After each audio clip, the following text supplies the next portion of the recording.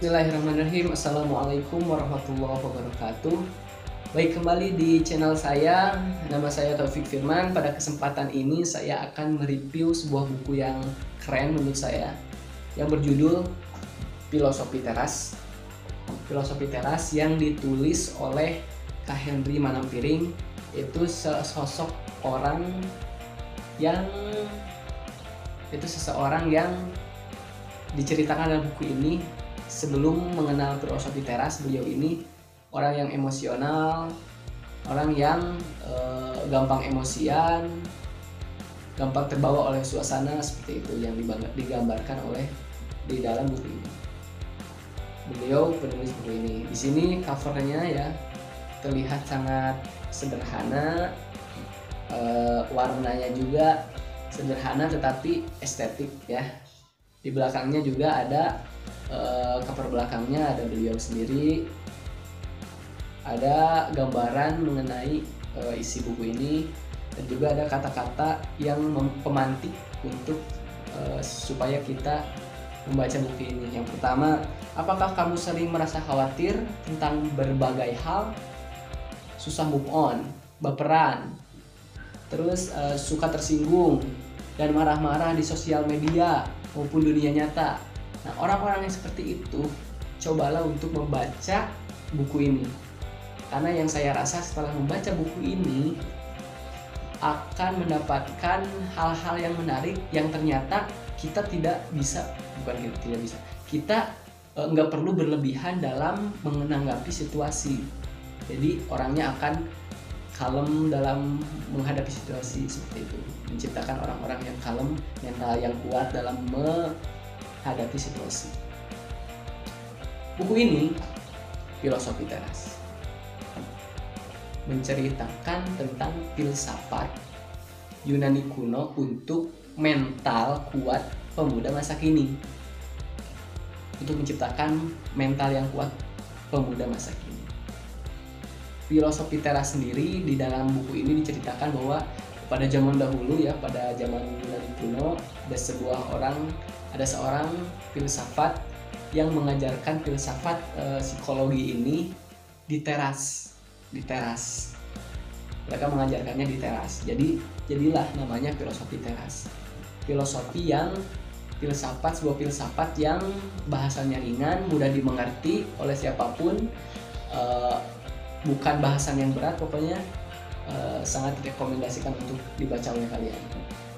Baik, inti dari bacaan ini, sebelum itu di sini banyak sekali kata-kata yang menakutkan ya.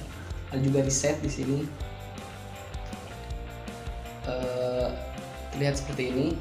Nah, yang biru-biru itu adalah kata-kata mutiara atau kata-kata yang bisa menggugah pikiran kita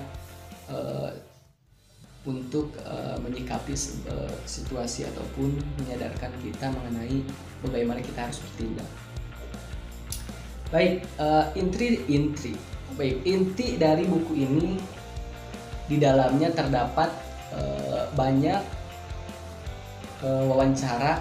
Yang pertama kepada ahli psikologi sendiri dan juga mereka yang menganut filosofi teras.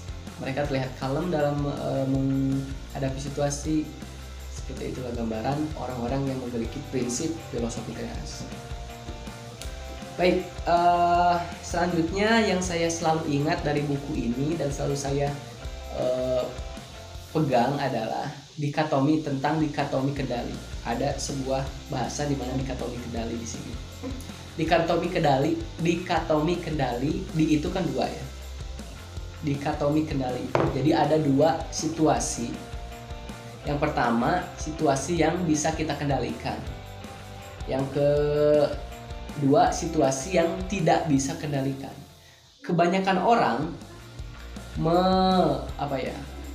menggantungkan kebahagiaannya terhadap situasi yang tidak bisa kita kendalikan. Contohnya adalah misalkan guru kita memerintahkan kita untuk membuat sebuah karya yang bagus. Wah, kita tuh berikhtiar keras untuk membuat sebuah karya yang bagus supaya nilainya bagus juga. Nah, di sini filosofi atau dikotomi kendali tersebut, yang pertama yang bisa kita kendalikan yaitu ikhtiar dari membuat karya tersebut. Bagaimana karya tersebut bisa bernilai bagus di mata guru kita yang memerintahkan untuk membuat karya. Yang selanjutnya adalah hal yang tidak bisa kita kendalikan adalah hasil dari karya kita. Itu benar-benar tidak bisa kita kendalikan. Ketika kita ketika kita berharap lebih dan juga menggantungkan kebahagiaan kita kepada hasil, maka jika guru kita tidak memberikan sesuai yang kita inginkan, maka kita akan kecewa. Nah, itulah kesalahan yang sering kita lakukan, sering kebanyakan orang lakukan, menggantungkan kebahagiaannya kepada sesuatu yang tidak bisa kita kendalikan. Seperti itu. Yaitu contohnya ketika seorang guru memberikan hasil pada kita. Dan orang-orang yang memegang prinsip filosofi teras, mereka tidak akan kecewa, mereka tidak akan galau ketika nilai yang diharapkan mereka itu tidak sesuai dengan harapan mereka. Itulah bedanya orang yang memiliki prinsip filosofi teras dengan orang-orang yang lain, yang gampang galau, yang gampang kecewa. Itu intinya di sini. Lalu di sini ada saya suka menandai ya kata-kata yang luar biasa. Di sini ada sebuah quote dari Seneca ya. Isinya seperti ini. Saya tidak pernah mempercayai Dewi Keberuntungan Fortuna. Bahkan ketika ia tampak ramah kepada saya, semua berkah dan rezeki yang diberikannya kepada saya, uang, jabatan, pengaruh, saya tempatkan sedemikian rupa sehingga ia bisa mengambilkan kembali tanpa mengganggu saya. Saya menjaga jarak yang lebar dan segala berkah tersebut agar ia bisa mengambilnya baik-baik, bukan merenggut paksa dari saya. Ini sebuah kata-kata yang filosofis menurut saya. Dari awal sampai akhir juga filosofis, karena ketika kita menggantungkan kebahagiaan kita kepada sesuatu yang tidak bisa kita jamin, sesuatu itu bakal terus-menerus ada di dalam kita, ada di dalam lingkup kita, maka kita akan tidak bahagia, kita akan kecewa.